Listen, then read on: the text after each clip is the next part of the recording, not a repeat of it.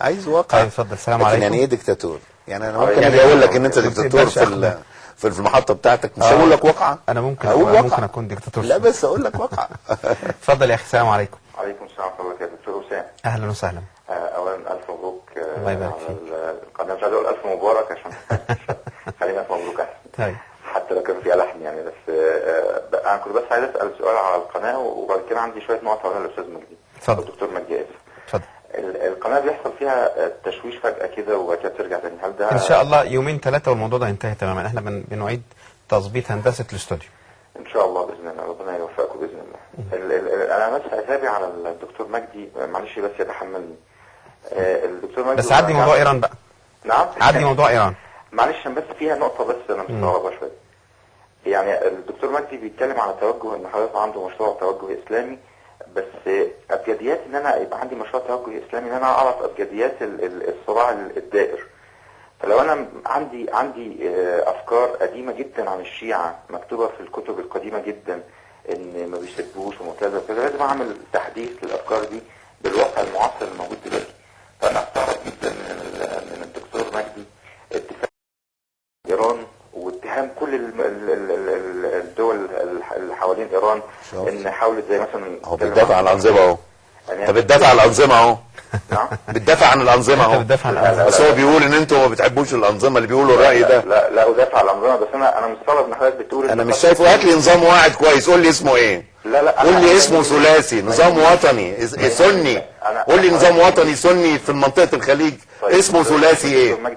اتفضل. لا اتفضل كمل. اوجه وجهه نظري بس. اتفضل بعد اذنك. انت حضرتك قلت ان قتل السنه في العراق في مناطق السنه بسبب دوله البحرين او بسبب احدى الانظمه الموجوده. انا مستغرب ان حضرتك تنفي او حضرتك ما تذكرش ان في اكثر من 100,000 قتلوا بسبب شيعه ايران، بسبب تدخلات ايران في وفيلق غدر وفيلق والمجموعه بتاعت الشيعي اسمه صدر، مقتدى الصدر. فانا مستغرب من حاجه زي كده. انا ما نفيتش وما جبتش سيره الموضوع، ولا نفيت ولا اكدت. ايوه بالظبط. طيب انا ما جبتش ان هو لم يذكر الموضوع برضه. ان انا اخشى دكتور مجدي، اخشى ان احنا بنتكلم بنقول انا العقيده لا تمس، واننا بنتكلم على مساله سياسيه. معلش يا دكتور مجدي، النغمه دي سمعناها كتير وبعدين في الاخر وصلنا لتنازلات في العقيده. انا هضرب لحضرتك مثل. في بعض اخواننا بيقولوا برضه ان احنا العقيده لا تمس ابدا وكذا وكذا وكذا، وعندنا ولاء وبراء للاسلام وصرف النظر عن المذهب الشيعي، وفوجئنا بيهم بيضعوا الورود على قبر الخميني وبعض الكلام عن الامام الخميني والسيد الخميني وانه مفكر وانه والخميني معروف طبعا بارائه وسبه للصحابه وسبه كذا وكذا. انت حضرتك برضه قلت ان غزه ما فيها شيعه خاص. انا هذكر لحضرتك واقعه حصلت معايا انا في بعض سفرياتي. قابلت احد كبار قاده حماس وقال لي باللفظ كده، لان انا عثرت عليه حكايه تعاملاتهم مع ايران وكذا. فقال لي باللفظ كده ان هم لما ارادوا الاتفاق مع ايران على المساعدات، ان هم بيحتاجوا مساعدات الدول العربيه بتضن بيها عليهم. فقال لي باللفظ كده ان ايران عرضت على مقابل وجود الحسينيات ووجود الاحزاب الشيعيه في غزه ونشر الكلام ده. مش موجود. لا يعني مسألة وجود الحسينيات ده شيء أتصور إنه يعني حسب معلوماتي يعني إن ما حصلش. أصل غزة صغيرة وأنا لفتها كويس قوي. هم عرضوا عليهم نشر. لكن إن إحنا نلوم الحكام العرب الذين تركوا رجال حماس أن يلقوا بأنفسهم بين أيدي نظام إيران. بالظبط. هم لولا رفضهم للمبدأ وقالوا لا إحنا مش عايزين نعمل كده وتأخروا. هو قال لي باللفظ كده احنا تأخرنا عن كثير من المطالبات باجتماعاتنا بين قادة ايران بسبب هذه الفكرة، بسبب ان هم بيحطوا دي قصاد دي. فانا ليه اتكلم دلوقتي وانا لسه في دولة نسأل الله انه يرفع بها الاسلام وان هي تكون فيها اقتصاد قوي وكذا وكذا؟ ليه اكون هدفي من البداية ان انا اتحالف مع عدو؟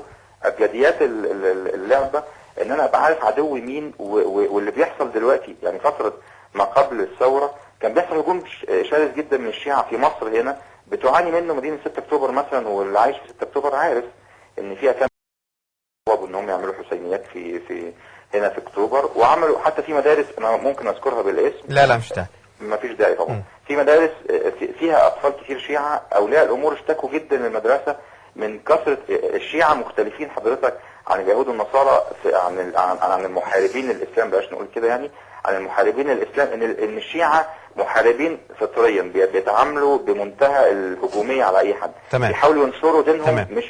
مش عدو صامت ساكت لحد ما بيأتي له الفرصة، لا، الشيعة دائما في السب، في اللعن، في النشاط، في وجودهم في اي مكان بيسبب مشاكل كتير. تمام. فانا ارجو من حضرتك بس تحديث البيانات الخاصة بالشيعة وترك البيانات. لا ما تقلقش، انا هقعد مع الاستاذ مجدي بعد الحلقه وهدي له ملف كامل عن المعلومات اللي عندنا، وما تقلقش ان شاء الله. احنا بنرحب بيه في اول لقاء معانا في قناه الحكمه، وان شاء الله مش هيكون اخير. بشكرك اخي على اتصالك. برضه المعد لو يا ريت تشوف لنا الصحفي اللي قلنا عليه. اتفضل يا فندم. دلوقتي انا الموضوع هذه القضايا ممكن يكون فيها اتفاقات كتيرة او بعض الخلافات او الى اخره، لكن انا بتكلم انا كرؤية مصرية. هذا المشروع كل هذا الموضوع هامشي بالنسبة لي، بالنسبة لمشروع نهضة مصر. مشروع نهضة مصر، احنا مصر واقعة تحت قبضة الهيمنة الصهيونية الامريكية، وفي ظل نظام عميل تم اسقاطه بثورة عظيمة. الآن مطلوب إعادة بناء مصر. مصر هي محور الأمة العربية والإسلامية. إذا موضوع إيران موضوع جانبي جدا ومتطرف جدا، من حيث على الطرف، أقصد متطرف معنى على الطرف. زيارة إيران ما لهاش أي، على فكرة أنا زرتها قبل كده، وبالتالي مش حادثة أن أنا زرت إيران، لكن الموضوع الوسائل يمكن اللي حط علامة التوقيت يعني على الناس متخوفة من كل حاجة. مش مهم انا بس بوضح ان لا لازم مهم، ده انت لا مش مهم جمهورك هو الاساس. لا اقصد مش مهم يعني التوقيت، انه كان انا بتصرف بتلقائيه. انا بتصرف بتلقائيه ولا اخطط لشيء، بالعكس انا كنت عايز. كيف يكون مرشح لان انا كنت تصرف تلقائي ولا يخطط؟ لا مش التلقاء، في حاجات ما تفرقش انا اعملها الشهر ده ولا الشهر الجاي. انا مش بتآمر. لو انا لاني كنت في لبنان، انا هروح طيران، هروح طيران ورحتها قبل كده. فبما اني كنت في بيروت فخلاص قلت عشان تبقى سفريه واحده عشان توفير الوقت. لكن اختيار التوقيت هنا مش مهم. ليه؟ لان دي مش اول مره انا اعمل زياره لايران، ولا انا مع عوده العلاقات الطبيعيه. وحتى الان ما حدش قال لي هل المطلوب مقاطعة إيران ولا إيه المطلوب؟ والله أقصد هذا المشروع، هذه الرؤية الإسلامية لبناء مصر. الإخوة أنا عايز أقول كده أن الإسلاميين عايزهم يعني الوعي السياسي. الوعي السياسي. هم بيقولوا أنا عندي نقص في المعلومات، أنا ما بقولش أنا عندي كل المعلومات، مستعد أسمع. لكن أنا عايز أقول له إيه المشروع عشان يحط إيران في حاجة. يقول لك أصل أنت ما أنتش عارف المخاطر اللي قدام المشروع. حتى لو كانت إيران بتمثل مخاطر، هي ليست نمرة واحد. خد بالك، مش نمرة. لو كانت إيران تمثل، ده أنا اللي على حدود إسرائيل، على حدود إسرائيل وأمريكا جوه مصر. على فكرة أمريكا مش بره مصر، أمريكا جوه مصر، وفي قواعد أمريكية جوه مصر، وفي تسهيلات أمريكية جوه مصر. أرجو.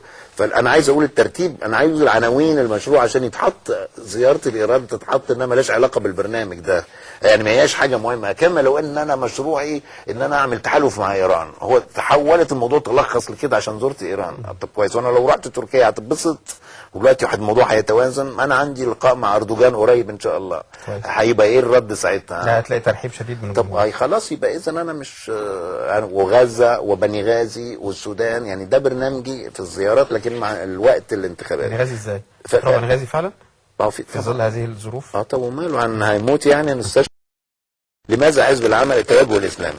البرنامج كالتالي او الخطوات، العناوين بس عشان في موضوع ايران حجمه ايه في الحكايه دي. الايمان بالله، البعد المصري، العروبه الوطنيه المصريه، العروبه والاسلام، مصر والسودان وليبيا علاقات متميزه. 6 الوضع الدولي، خصوصيه الوضع الاقليمي والدولي لمصر، الكيان الصهيوني والقضيه الفلسطينيه، ما قالش القضيه الايرانيه.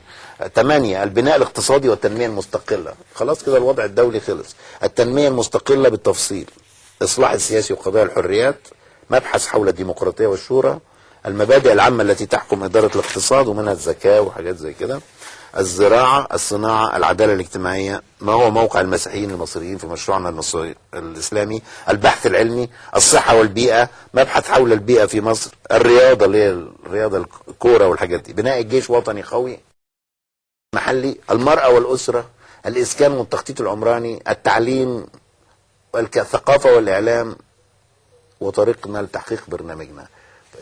مش انا بقى المشروع بتاعي ان انا اروح اعمل تحالف مع ايران علشان مش عارف ايه يعني. دي مصر عندما تبنى هي اللي هتعيد بناء المنطقه كلها. تقبل الحوار مع كل الاطياف؟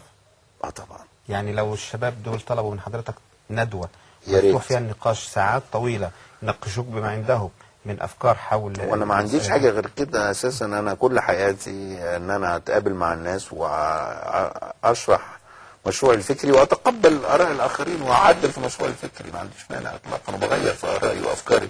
انا لسه قايل لك من شويه ان انا ايدت مقتل السادات.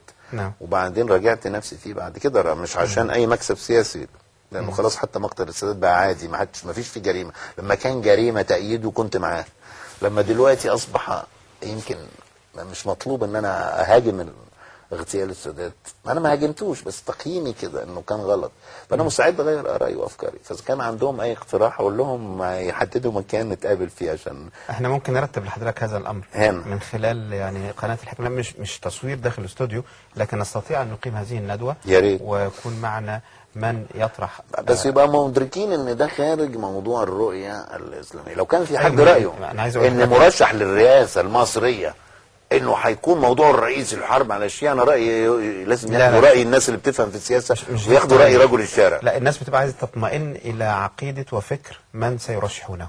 والله لو قروا كتبي اللي موجوده على النت. عشان انا قلت لحضرتك قبل اللقاء انا قرات كتب حضرتك، فانا متفهم شويه هذه المساحه من الاختلاف في وجهات النظر.